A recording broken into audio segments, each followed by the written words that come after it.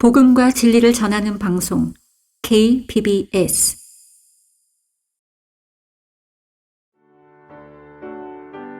성경 지식을 기초부터 탄탄히 쌓아가는 기초로 돌아가자. 예배와 주의 만찬이란 주제로 성경침례교회 박승영 목사의 강의를 듣습니다.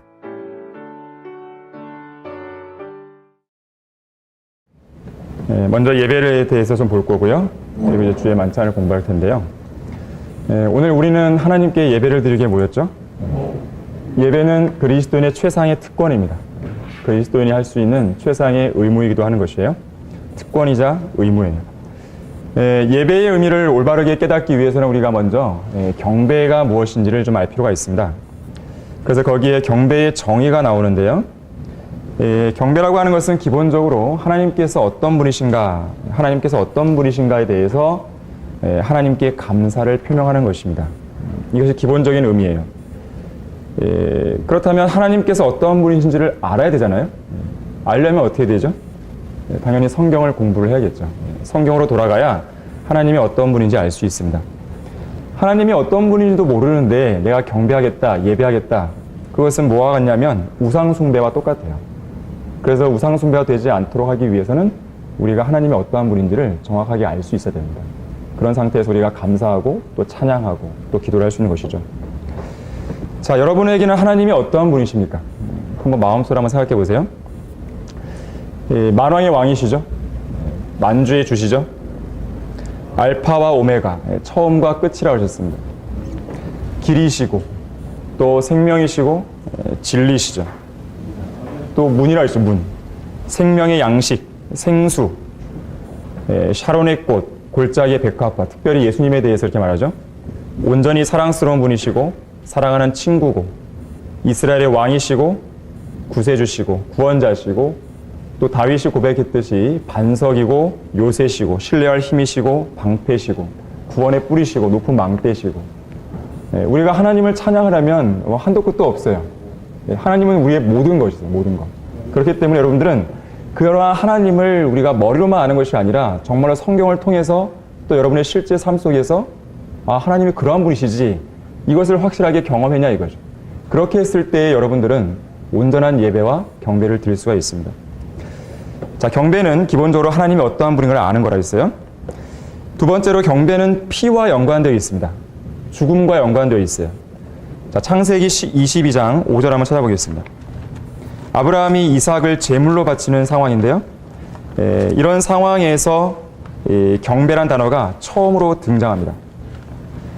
성경에서 어떤 단어가 처음으로 등장할 때는 우리가 유심히 봐야 돼요.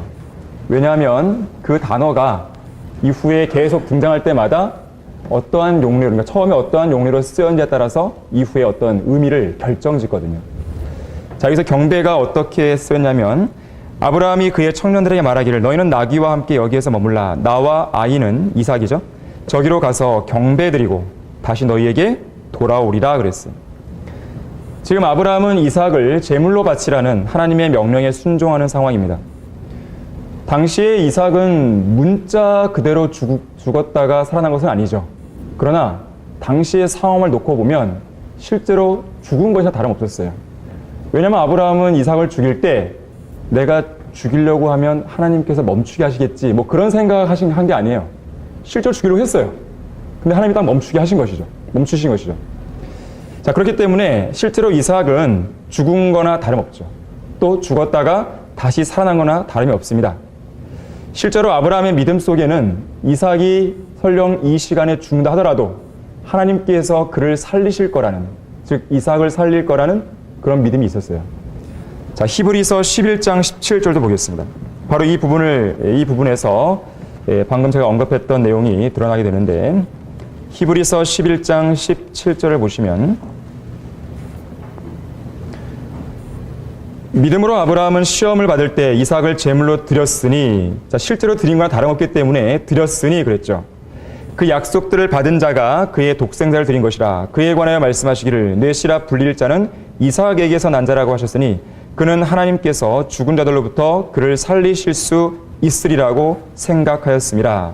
이로써 그는 모형으로 그를 죽은 자 가운데서 다시 받은 것이니라. 실제로 이러한 믿음이 있었던 것이에요. 이삭의 죽음과 부활. 그런데 이삭이 누굴 예표하냐면 예수님을 예표하는 것이에요. 예수님의 죽음과 부활. 즉 예수님의 죽음과 부활을 예표하고 있는 이 상황에서 어떤 단어가 등장했어요? 경배라는 단어가 등장한 것이죠.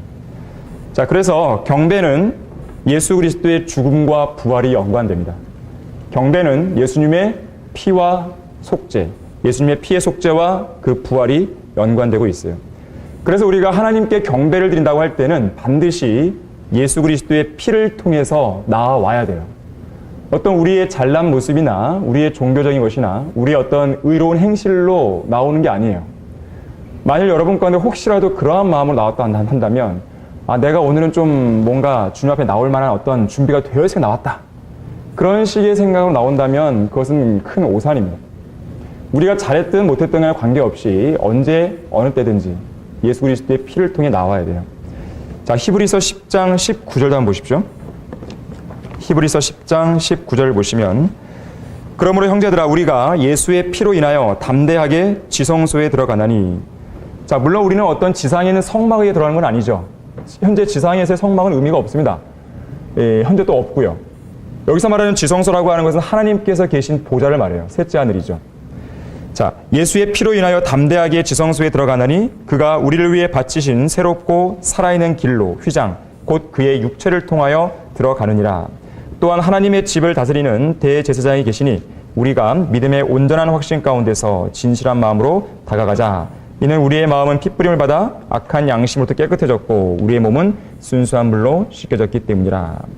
자, 우리는 예수 그리스도의 피를 통해서 하나님의 보좌로 나아가고 있는 것입니다.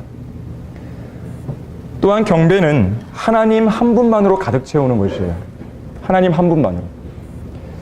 마가복음 12장 29절과 30절에서는 너는 내 마음을 다하고 혼을 다하고 생각을 다하고 힘을 다하여 주 너의 하나님을 사랑하라 그랬어요. 마음, 혼, 생각, 힘을 다해서. 하나님 한 분만으로 그 사람의 마음이 가득 채워져 있으면 당연히 그렇게 되겠죠. 그런데 예배에 참석하는 많은 사람들을 보게 되면 모두가 다 이렇게 하나님 한 분만으로 가득 마음을 채운 상태에서 나가는 게 아니에요. 집에 가스불을 끄고 왔을까? 아니면 세상에 어떤 내일 이제 월요일 또 출근해야 되는데 그런 직장 걱정? 여러 가지 그것들을 가지고 온갖 생각들을 가지고 오는 분들이 있다 이거죠. 하지만 그것은 잘못된 것이죠. 최소한 이 예배 시간만큼은 모든 잡다한 생각을 다 정리하고 오셔야 돼요. 그리고 하나님 한 분만으로 여러분이 가득 채워야 되는 것이죠. 자, 그래서 경배는 한마디로 다 요약을 하면 예수 그리스도의 피를 통해서 믿음의 온전한 확신 가운데 하나님께로 나아가서 진실한 마음으로 경의, 존경을 표하고 하나님을 합당하게 높여드리는 것이죠. 이 계시록 5장에 따르면 모든 권세, 부귀, 지혜, 힘, 존귀, 영광, 찬송 이 모든 것들을 하나님께 돌려드린 것이에요. 이것이 바로 경배입니다. 경배. 그럼 경배는 어떻게 하는 것인가? 영과 진리로 드리는 것이에요.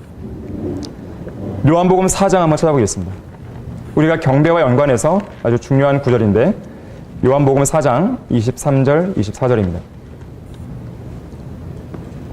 하나님께서는 경배자들을 찬달했습니다. 그러나 참된 경배자들이 아버지께 영과 진리로 경배드릴 때가 오나니. 자, 여기 영과 진리로 경배드린단 말에 좀 유념하시기 바랍니다. 바로 지금이라. 이는 아버지께서 자기에게 경배드리는 그런 자들을 찾으심이니라. 하나님은 한 영이시니 그분께 경배드린 자들은 영과 진리로 경배드려야만 하리라. 영과 진리로.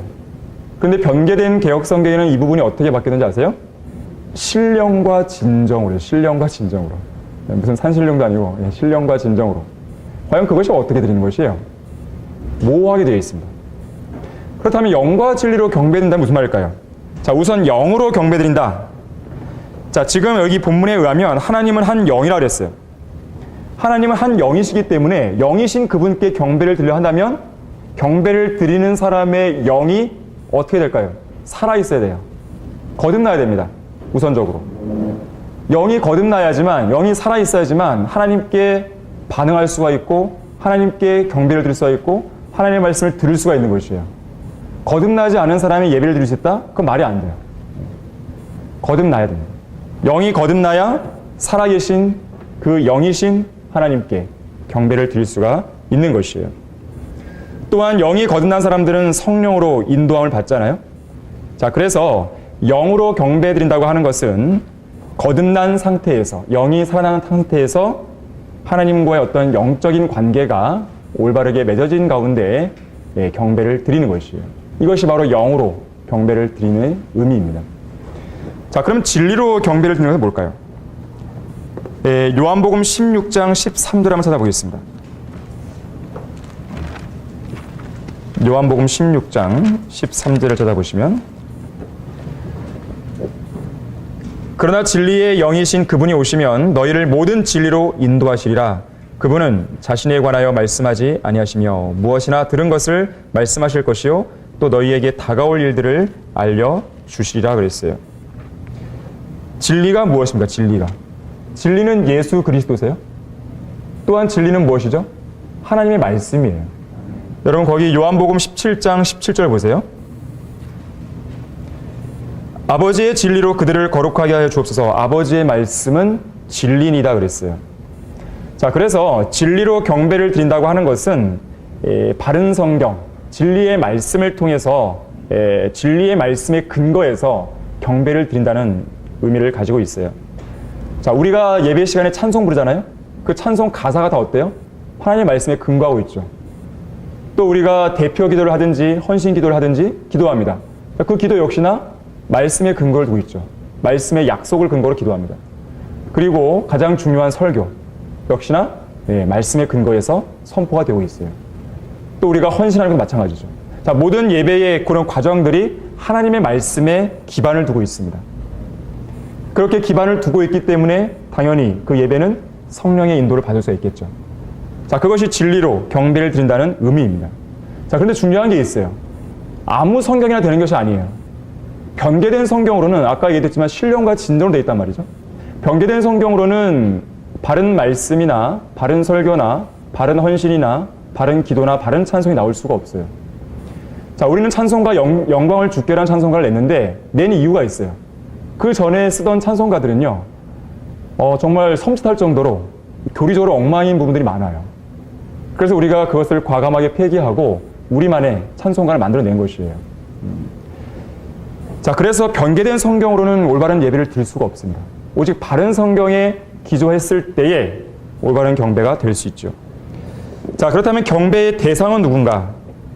아까 전에 우리가 요한복음에서 봤지만 하나님 아버지께 경배를 드리는 것이죠. 십계명에 나오는 내용인데 하나님께서는 자신 외에 다른 신에게 경배하지 말라 그랬어요. 오직 하나님께만 경배를 드리는 것이죠. 또한 우리는 아들 하나님께도 경배를 드리죠. 자, 요한계시록 5장 12절 한번 보겠습니다. 요한계시록 5장 12절을 보시면요. 자, 아버지 하나님께 경배를 드리고 또 아들 하나님께 우리는 경배를 드릴 수 있어요. 큰 음성으로 말하기를 죽임을 당하신 어린 양이 권세와 부귀와 지혜와 힘과 존귀와 영광과 찬송을 받으시기에 합당하시도다 라고 하더라. 또 내가 들으니 하늘과 땅과 땅 아래와 바다에 있는 각 피조물과 그 안에 있는 만물이 말하기를 보좌에 앉으신 분과 하나님 아버지시죠. 그 다음에 어린 양에게 예수 그리스도시죠. 찬송과 존귀와 영광과 권세가 영원 무궁토록 있을지어다 라고 하더라. 그때 그 네 짐승이 말하기를 아멘 하고 24 장로가 엎드려 영원 무궁토록 살아계시는 분에게 경배하더라 그랬습니다. 물론 예수님께서는 지상생애 동안 사시는 가운데에 너는 주 너의 하나님께 경배하고 오직 그분만을 섬기라는 말씀을 하신 적이 있어요. 그러나 예수님 자신도 친히 경배를 받으셨어요. 사람들의 경배를 받으셨습니다. 만약에 예수님께서 하나님이 아니셨다면 사람들에게 받으신 그 경배는 뭘 조장한 거냐면 우상 숭배를 조장한 것이 됩니다. 왜냐하면 율법은 뭐라 그랬어요? 어떤 형상에게도 절하지 말라 그랬어요. 자, 그런데 예수님이 만약에 그냥 단순한 인간이었고 하나님이 아니었다면 사람들의 경배를 받았다면 뭐예요? 형상에게 경배하게 만든 꼴이 되거든요. 자, 그러나 예수님은 어떠한 분이세요? 하나님의 형상이시죠. 자, 그렇기 때문에 예수님은 경배를 받으셔도 아무런 문제가 되지 않는 것입니다. 자, 또한 우리는 아버지 하나님, 아들 하나님 얘기했으니까 성령 하나님께도 경배를 드려야겠죠. 물론 우리는 성령 하나님께 경배해드리는 것이 잘못된 것은 아니에요. 근데 성경에는요, 성령 하나님께 경배를 드려라, 그런 어떤 명령이나 말씀은 나오지가 않아요. 물론 우리는 삼위일체 하나님으로서 성령 하나님께도 경배를 드릴 수가 있습니다. 그러나 유독 성경에는 그렇게 나오지는 않습니다. 다만 성령님께서는 지상 사역 동안에 뭐라고 하시냐면 예수 그리스도를 높이신다든지 또 아버지 하나님께 경배를 한다든지 그렇게 인도하시는 모습을 우리는 보게 됩니다. 특히나 요한복음 16장 14절에서는 그분이 나를 영화롭게 하신다. 즉 성령께서 예수님을 영화롭게 하신다는 그런 말씀들도 나와요. 자, 이것이 어쨌든 경배의 의미고 또 경배를 드리는 방법이고 또 경배의 대상입니다. 자, 그렇다면 오늘 이제 우리 주제의 핵심이라 할 수 있는 예배. 예배란 무엇인가? 경배와 예배가 비슷한 것 같지만 엄밀히 따지면 구분이 됩니다. 자, 예배란 단어는 성경에서 총 4번 나와요. 4번. 로마서 12장 1절 한번 보겠습니다. 로마서 12장 1절을 한번 보시면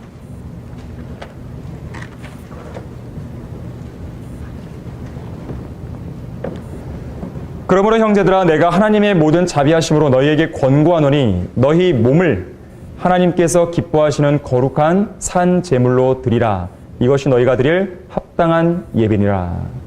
자, 예배. 여기서 뭐와 연관되어 있습니까? 몸을 드리는 것이에요. 아까 경배는 어떤 상황이었어요? 아브라함이 이삭을 바치는 상황이죠. 이삭을 제물로 드리는 상황입니다. 여기도 마찬가지죠. 예배가 거룩한 산 제물로 몸을 드리는 상황에서 이 예배란 단어가 등장하고 있죠. 그래서 성도가 자신의 몸을 하나님께서 기뻐하시는 거룩한 산 제물로 드릴 때 예배는 시작이 되는 것이에요. 그래서 꼭 이 자리에 안 나온다 하더라도 여러분이 삶 가운데 몸을 드리고 있다면 그것 자체가 하나의 예배죠. 어떤 넓은 의미에서 본다면. 사실 이 자리에 나온 것도 뭐예요? 여러분의 몸을 가지고 나왔잖아요. 몸을 드린 것이에요. 이것도 역시나. 마찬가지로 이것이 예배가 되는 것이죠. 자, 그래서 자신을 거룩한 산 제물로 평소에 하나님께 드린 그런 상황, 그러한 헌신된 자세로 예배에 모일 수 있어야 됩니다. 그래서 예배를 계기로 죄에서 성별해야 되고요. 또 자신을 점도 없고 흠도 없이 드려지는 제물이 되도록 그런 자세가 필요하게 되는 것이에요. 그래서 우리는 예배에 여러분 나오실 때에 사실은 어제부터 준비를 하시는 게 좋아요. 혹시라도 내가 예배에 있어서 어떤 결격사유가 있거나 혹은 어떤 연루된 죄가 있거나 한번 돌아본 상태에서 있다면 하나님께 자백을 해야죠. 또 예수 그리스도의 보혈로 모든 걸 해결한 상황에서 마음을 준비할 수 있어야 됩니다. 그것이 안 된다고 한다면 최소한 오늘 아침이라도 하시고 오셔야 되는 것이죠. 그것도 안 된다면 예배에 와서라도 하셔야 되는 것이죠. 무슨 말이냐면 예배 전에 그러한 자세가 이미 준비가 되어 있어야 여러분이 효과적인 예배를 드릴 수가 있는 것이죠. 성도가 예배에 실패하게 되면 그 일주일의 생활은 뒤틀려질 수 있어요. 물론 반드시 그 주의 예배를 성공했다고 해서 한 주가 만사형통이냐? 그건 아니에요. 그러나 예배를 잘 드리지 못한 성도가 그 한 주를 보장받겠다? 그건 또 문제가 되는 것이죠. 그만큼 예배는 중요한 부분이에요. 성도에게 있어서. 핵심이라고 말할 수가 있겠죠.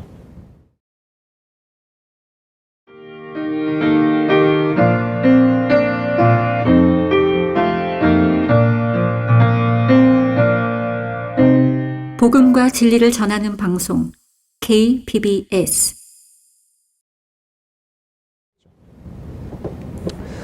자, 아까 경배는 하나님께 경의와 존경을 표하는 것, 그런 의미를 담고 있다고 잠깐 말씀을 드렸었는데 그러한 면에서 본다면 예배는 하나님께 예의를 표하는 것이에요. 좀 비슷하죠? 하나님께 경의와 존경을 표하는 게 경배라고 한다면 예배는 예의를 표하는 것입니다. 그래서 경배받으시기에 합당하신 위대하시고 전지전능한 하나님께 경의와 존경을 표하는 그러한 마음과 그리고 최대한의 자신이 행할 수 있는 모든 예의를 갖추고 하나님께로 나올 수 있어야 돼요. 그런 면에서 본다면 예의를 갖춘다고 본다면 내가 가지고 있는 옷 중에서 가장 좋은 옷을 입고 가야겠죠. 여러분 어떤 유명한 사람들을 만나고 대통령을 만나러 간다. 그냥 막 허접하게 가나요? 그렇지 않잖아요. 뭔가 어떤 손님을 만나러 갈 때도 뭔가 잘 차려입고 간단 말이에요. 자, 그렇다면 우리가 하나님께 나아오는데 그러한 부분을 갖춰야 되죠. 물론 여러분은 오해하지 마세요. 무슨 비싼 옷을 입고 해야 된다. 그것이 아닙니다. 여러분이 가지고 있는 옷 중에서 최대한을 가지고 오는 것이죠. 제가 왜 이 얘기를 드냐면 예전에 중고등부 이 사역을 좀 할 때에 학생들은 좀 잘 모를 수 있잖아요. 이 슬리퍼를 칙칙 끌고 오는 학생들이 있어요. 또 반바지를 막 이렇게 입고 오고 추리닝을 입고 오고 제가 그래서 막 뭐라 그랬는데 그것은 옳지 못한 것이죠. 그러니까 우리는 하나님을 정말 여러분들이 두려워하고 존경하고 사랑한다면 최대한의 예를 갖추고 오는 것이에요. 여러분이 할 수 있는 한에서. 그것이 하나의 예배의 모습으로 나타나고 있는 것이죠. 자, 그런 면에서 본다면 예배라고 하는 것은 경배와는 좀 다르게 어떤 의식적인 측면이 좀 가미될 수 있는 것이에요. 그래서 어떤 예배의 순서가 있고 질서가 이제 부여될 수가 있는 것이죠.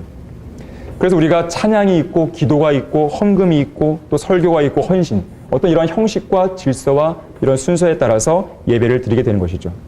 그만큼 예배에는 형식적인 측면이 강조되는 부분이 있어요. 히브리서 9장 10절 한번 보십시오.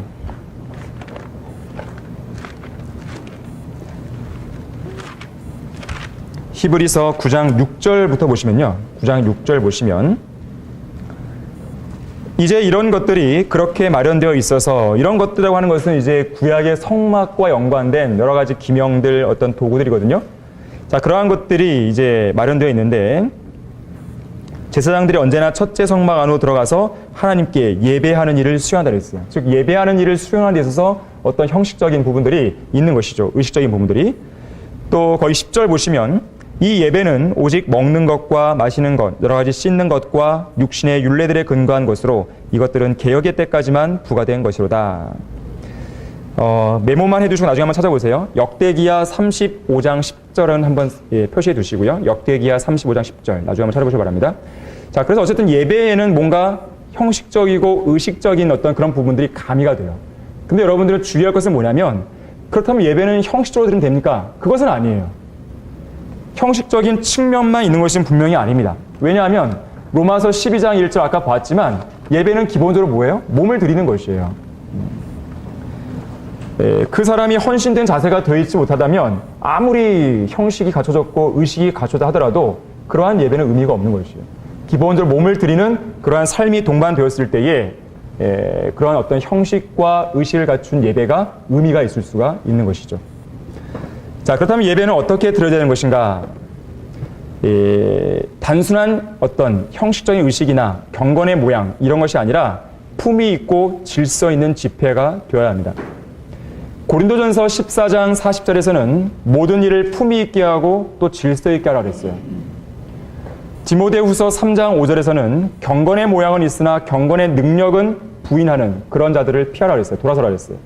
자, 그래서 우리는 단순히 어떤 형식, 의식 이것만 강조해서 되는 것은 아니에요. 분명히 경건의 능력이 나타나는 상황 가운데 품위 있고 질서 있는 예배의 모습을 갖춰야 됩니다. 오늘날 로마 카톨릭이나 제도화된 교회들은 지금 제가 말씀드린 어떤 품위 있고 질서 있는 경건의 능력이 나타나는 그런 예배의 모습이 아니라 단순히 어떤 형식만 갖춘, 주기도문만 외우고 사도신경을 외우고 그런 어떤 형식만 갖춘 그런 예배 아닌 예배를 드리고 있는 것이 가장 큰 문제죠. 특히나 은사주의 교회는 어때요? 방언을 하면서 아주 질서도 없는 아주 그런 예배 아닌 예배를 드리는 것이죠. 무질서합니다. 예배는 어떤 장소에서 드려야 되는 것인가?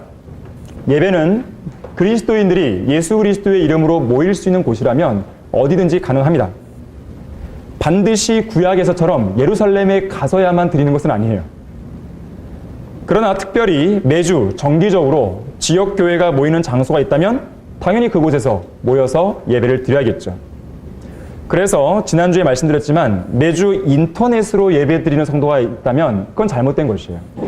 우리가 인터넷으로 예배 실황을 보여주는 것은 이유가 뭐라 그랬어요? 주변에 성경들을 믿는 교회가 없거나 또 피치 못할 사정에 의해서 지역교회에 동참하지 못한다든지, 자, 그런 상황에서 어떠한 방편으로 우리가 예배 실황을 보내드리는 것이지 그것 자체를 예배라고 생각하는 가운데에 매 주마다 그렇게 드리고 있다면 그건 큰 문제가 되는 것이에요. 자, 지역교회에서 어떤 지정된 모임 장소가 있다면 함께 모여서 예배를 드려야 됩니다. 그럼 예배 시간은 언제인가? 사도행전 20장 7절 한번 보십시오. 우리는 예배를 언제 드려요? 주일날 드려요. 주일날. 주의 첫날. 사도행전 20장 7절에서 그 한 사례를 우리는 볼 수 있습니다. 20장 7절에 보시면 그 주의 첫날 제자들이 빵을 떼고자 함께 모였을 때 바울이 그들에게 설교하되 다음날 떠날 준비를 하고 한밤중까지 설교를 계속하더라 그랬어요. 자, 주의 첫날 모였죠? 첫날 모여서 설교가 있었어요. 그렇죠? 자, 고린도전서 16장 2절도 보겠습니다. 우리는 주일날 예배를 드리는데요. 고린도전서 16장 2절을 보시면 매주 첫날에 너희 각자가 하나님께서 번성케 하신 대로 따로 저축하여 두어서 내가 갈 때는 모금하는 일이 없게 하라 그랬어요. 자, 헌금을 내는 것인데 매주 첫날에 그렇게 하라고 이야기하고 있는 것이죠. 헌금을 그냥 하는 게 아닐 거 아니겠어요. 어떤 예배가 있기 때문에 그날 모여서 그런 가운데 헌금을 하겠죠. 자, 그렇다면 우리는 왜 주의 첫날 예배를 드리는 것인가? 구약에서는 안식일을 거룩하게 여기라 그랬고 안식일날 그들은 쉬었는데 왜 우리는 주일날 예배를 드리는 것인가? 예수님께서 주의 첫날 부활하셨기 때문에 그래요. 그래서 우리는 부활하신 예수 그리스도를 믿는 그리스도인들로서 바로 주의 첫날 예배를 드리게 됩니다. 또 성령께서 오신 날도 사도행전 2장을 보게 되면 오순절인데 오순절 역시나 주일인 것이죠. 주일. 그때의 예배를 드렸던 것입니다. 그래서 우리가 주의 첫날 바로 주님께서 부활하신 그날이기 때문에 예배를 드리게 됩니다. 주의 첫날 아침과 저녁 언제든지 드릴 수 있어요.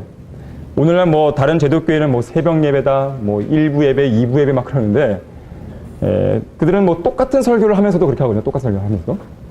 똑같은 설교 계속 하면서 1부 예배 해갖고 1부 예배 드린 사람은 이제 2부 예배 참석 안 하고 뭐 그런 사람 있잖아요. 오늘 현대인은 너무 바쁘니까 이 오후에는 사업차 어디에 뭐 누굴 만나야 되고 뭐 사업차 골프도 치러 가야 되고 막 그러니까 1부 예배를 드려 대신 1부 예배만 드리고 오후에는 그냥 아무 데나 써라. 그것이 아니거든요. 예배는. 그건 예배가 아니에요. 편의상 그렇게 시간을 조정하면서 드리는 게 아니에요. 자, 성경대로 믿는 교회는 주로 어떻게 해왔냐면 주일 오전과 저녁에 2번 드립니다. 보통 저녁이라 그러면 7시를 말해요. 저녁 7시. 근데 우리는 몇 시에 드려요? 오후 2시에 드려요. 오전 11시와 오후 2시에 드립니다.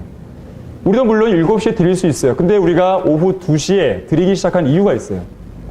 이 나라에는 성경대로 믿는 지역교회가 많이 없죠. 그래서 초창기에 우리 교회가 처음 세워졌을 때에 저기 멀리서 지방에서 막 비행기 타고 지방에서 이렇게 올라오신 분들이 있어요. 근데 그분들이 저녁 예배에 참석하게 되면 너무 늦게 내려가게 되거든요. 그래서 우리는 어쩔 수가 없었어요. 그래서 오후 2시에 예배를 드리려 한 것이에요. 그것이 하나의 어떤 교회의 전통이 돼서 지금까지 이것이 이어져 오는 것입니다. 그래서 우리는 오전 11시와 오후 2시에 예배를 드리고 있어요. 근데 다른 이제 지역교회들 예배를 드릴 거 아니겠어요? 그런 지역교회들은 성도들이 그렇게 멀리서 오지 않기 때문에 지금 7시에 드리는 교회들도 있어요. 어쨌든 하루에 2번 이렇게 오전, 오후 이렇게 드리고 있습니다. 오전 예배를 내가 드렸으니까 오후 예배는 참석할 되겠지. 그것은 올바른 생각이 아니에요. 하루에 2번 예배를 드리는 것은 하나님께서 성도들에게 그렇게 하라고 하신 것이거든요. 하나님께서 우리에게 마련해 주신 것이에요. 그래서 우리는 어떤 오전 예배를 오후를 대체한다. 그런 개념으로 여러분들이 참석하시면 잘못된 생각입니다. 모든 예배를 역시나 하나님 앞에 온전히 드리는 가운데 드릴 수 있어야 되는 것이죠. 그리고 우리는 예배 이외에 주중에 한 번 더 모이죠. 수요 기도를 통해서. 수요 기도회는 딱 어떤 명시화된 것은 아니에요. 그러나 우리가 수요 기도회를 모이는 이유는 뭐냐면 일주일간 살다 보면 성도들의 믿음이 어때요? 좀 흐트러지잖아요. 그래서 우리는 좀 그걸 다시 추스리기 위해서 예배는 아니지만 기도회로 우리는 모이고 있어요. 자, 기도회가 예배는 아닙니다. 그래서 우리는 수요 예배 그렇게 말하지 않아요. 그건 잘못된 말이에요. 수요 기도회예요. 예배는 여러 가지 형식과 어떤 질서가 있잖아요. 그래서 예배는 보통 헌금이 있단 말이에요. 여러분 수요 기도회 때 헌금을 드리나요? 아니죠. 헌금 안 합니다. 예배가 아니기 때문에 그래요.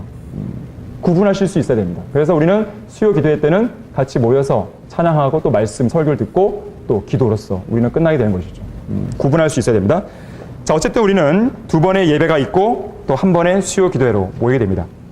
자, 예배의 요소를 보면요. 예배에는 형식적인 측면이 있기 때문에 일정한 순서와 질서가 있다고 했습니다.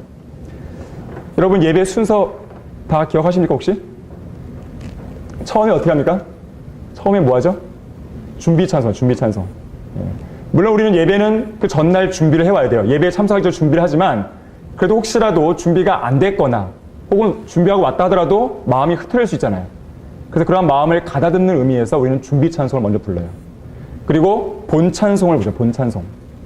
이것은 어떻게 합니까? 앉아서 하지 않고 서서 하죠. 서서 하는 이유가 있어요. 마치 왕을 맞아들이는 그런 의미를 담고 있습니다. 다른 뭐 카톨릭이나 제독교회 보면은 서는 것이 뭐 한두 번이 아니죠. 섰다 앉았다 섰다 앉았다. 특히 카톨릭 더 그렇거든요. 우리는 딱 한 번, 그때 서고 마지막 때 한 번 쓰게 되겠죠. 자, 어쨌든 본 찬송은 어떤 서서 뭔가 왕을 맞아들이는 그런 의미를 담고 있습니다. 그 다음에 뭘 하죠? 기도하죠. 기도. 대표 기도. 대표 기도. 여러분 대표 기도할 때요. 혼자 다른 기도를 하시면 안 됩니다. 그러면 안 돼요.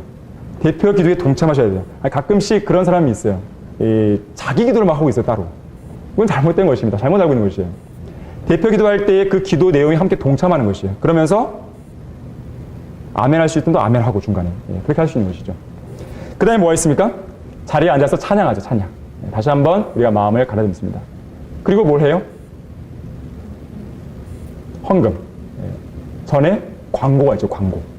광고는 최대한 짧게. 우리는 광고를 중간에 합니다. 설교 뒤로 안 가요. 아마 다른 제도교회 다니신 분들은 맨 끝에 광고가 있죠. 그렇지 않습니까? 저도 저번에 다니던 교회가 그랬는데 광고가 설교보다 앞설 수 없어요. 설교는 맨 마지막에 거의 하이라이트에 있는 것이죠. 가장 중요한 부분이기 때문에. 광고가 먼저 있어요. 그리고 헌금이죠. 헌금. 자, 헌금도 나중에 한번 말씀드릴 계기가 있겠지만 헌금도 준비해 와야 돼요. 헌금 바구니가 돌 때에 그때서야 막 이렇게 찾아서 꺼내는 거는 준비가 안 된 것이죠. 차라리 안 내내만 못하는 것입니다.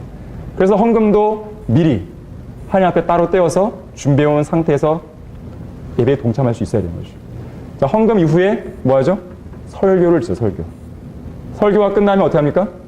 헌신의 시간이죠. 헌신의 시간. 헌신의 시간이 끝나면 마지막 찬양을 하고 그리고 마지막 목사님의 기도로 끝나게 되죠.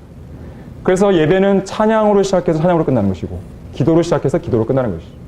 자, 이것이 예배에 들어있는 어떤 질서입니다. 어떤 순서죠. 자, 그러한 상황 속에서 우리가 예배를 드리게 됩니다. 예배 이후에 교제가 있어요. 우리는 오전 예배와 오후 예배 사이에 교제를 하잖아요.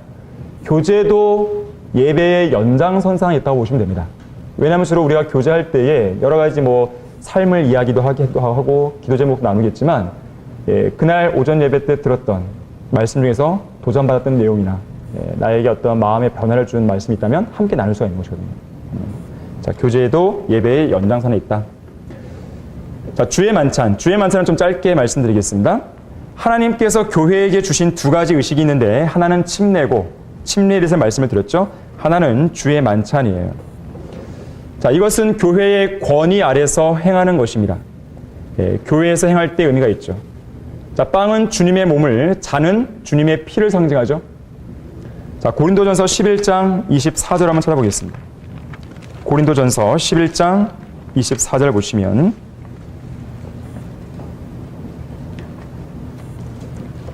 감사를 드린 후 떼어 말씀하시기를 이것은 너희를 위하여 쪼개진 나의 몸이니 받아 먹으라. 이것을 행하여 나를 기억하라고 하셨으며 19회도 이와 같이 잔을 가지고 말씀하시기를 이 잔은 나의 피로 된 새 언약이라. 이것을 행하여 너희가 마실 때마다 나를 기억하라고 하신 것이라. 자, 주의 만찬은 기억하고 기념하기 위한 것이에요. 뭐를요? 예수님의 죽음을. 예수님의 몸과 쪼개진 몸이라 했죠. 또 예수님의 피를. 그래서 우리는 빵과 잔을 나누게 된 것이죠. 물론 그 잔은 포도즙이죠. 포도주. 포도주스. 포도술.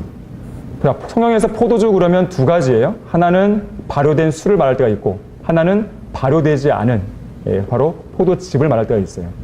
자, 우리는 예수님의 피를 상징하는 것은 발효된 포도주가 아니에요. 발효되지 않은 포도즙이 된 것이죠.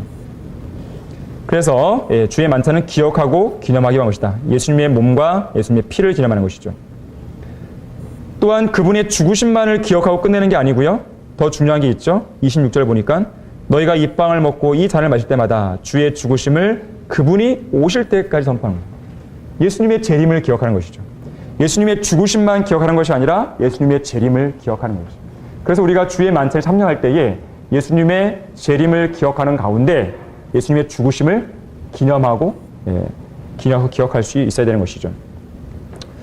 자, 주의 만찬에서 주의할 점이 있는데요. 주의 만찬에 참여할 때는 합당하게 참여해야 됩니다. 거기 27절 보세요. 그러므로 누구든지 합당치 않게 이 빵을 먹고 주의 이 잔을 마시는 자는 주의 몸과 피에 대해 죄를 짓는 거라고 했어요. 자, 주의 몸. 여기서 말하는 주의 몸은 예수 그리스도의 몸을 말하는 것이에요. 자, 우리 모든 성도들은 예수 그리스도의 몸 안으로 들어왔단 말이에요. 그런데 그 몸 안에 들어온 성도들이 내가 뭔가 죄를 짓고 합당하지 않게 주의 만찬에 참여하게 되면 결과적으로 그것은 누구에게 죄를 짓냐면 주의 몸에 대해 죄를 짓는 것이에요.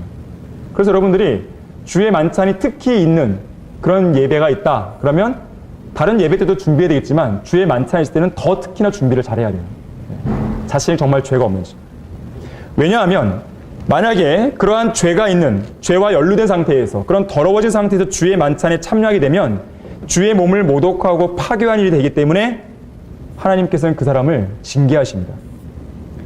28절 보세요. 사람이 자신을 살펴보고 나서 그 빵을 먹고 그 잔을 마셔야 하리니 이는 주의 몸을 분별하지 못하고 합당치 않게 먹고 마신 자는 자신의 저주를 먹고 마시기 때문이라. 이 때문에 너희 가운데 많은 사람이 약하고 병들었으며 상당수가 잠들었느니라. 주의 만찬을 여러분들이 함부로 참여하게 되면 병들고 약할 수 있고 심지어는 죽을 수도 있단 말이에요. 그래서 여러분들이 특히나 자신을 잘 돌아봐야 됩니다.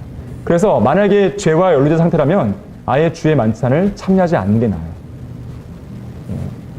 그때 잔과 빵이 돌 때에 준비가 안 됐다고 한다면 그때는 잠깐 거부할 수 있습니다. 그렇게 하시는 게 나아요. 그렇지 않으면 여러분에게 손해가 끼쳐지는 것이죠. 만일 우리가 우리 자신을 판단한다면 판단받지 않으리라. 그러나 우리가 판단을 받는 것은 주께 징계를 받는 것이니 이는 우리로 세상과 함께 정죄받지 않게 하렵니다. 무슨 말이냐면 지금 문맥적으로 볼 때에 주의 만찬에 있어서 우리 자신을 31절에서 우리 자신을 판단한다면 즉 자기 자신을 돌아봐야 돼요. 그래서 예수님 앞에 주님 앞에 자백할 죄가 있다면 빨리 죄를 자백하는 것이죠. 그렇게 해서 판단을 하게 되면 판단받지 않겠죠. 하지만 그렇게 하지 않았다면 32절에서 판단을 받게 돼요. 판단을 받는 이유는 뭐냐? 판단을 받는 것은 뭐냐? 주님께 징계를 받는 것이죠. 그래서 주의 만찬이 있을 때는 자신을 돌아보는 가운데에 죄를 다 자백하고 참석하셔야 되는 것이죠. 그렇지 않고 참석하게 되면 주님으로부터 징계를 받을 수 있다는 것이죠. 네, 다른 내용들 한번 여러분이 쭉 한번 읽어보시길 바랍니다. 다음 시간에 계속 보도록 하겠습니다. 수고하셨습니다. 지금까지 기초로 돌아가자와 함께 하셨습니다.